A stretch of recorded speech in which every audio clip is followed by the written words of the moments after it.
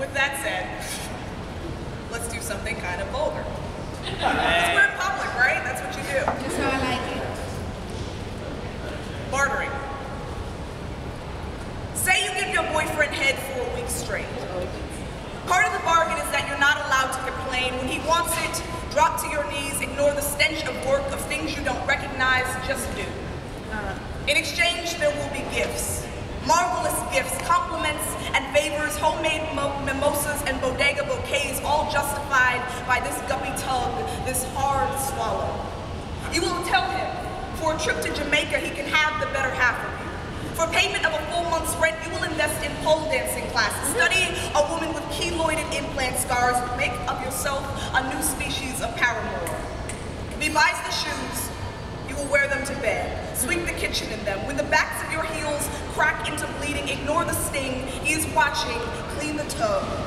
For 2 movie tickets, popcorn included, he has afforded himself the right to never call you again, or just pretend you only lived for him. You were imagined by a god with a sense of disaster. You got the empty vessel blues. Tell him to keep pouring, and he paid for the first round, drove you home, fed the meter, held the door, told you you were the prettiest thing on the underside of Brooklyn, so do not wince when he whispers the word whore like a prayer.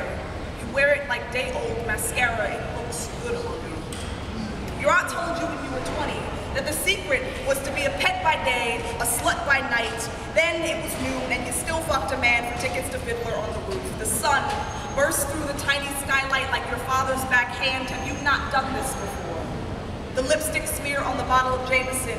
The garter belt so tight it made your thighs go numb. The Korean lady who gave you your first and only Brazilian. You were 19 and there was a boy. He showed you porn. Said he liked the anemic looking ones with the bald bodies. He was your homecoming date, and you tipped the Korean lady with your birthday money. This is what you do with yours. Your mother told you it was yours. No one else was to touch it, but what else is it good for anyway?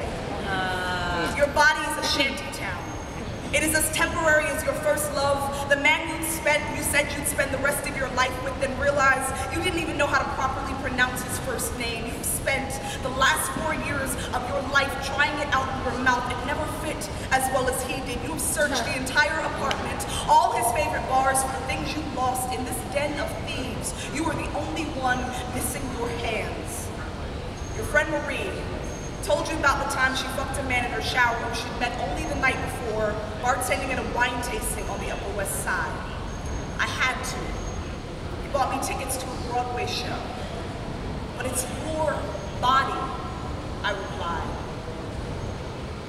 Well, what else is it good for?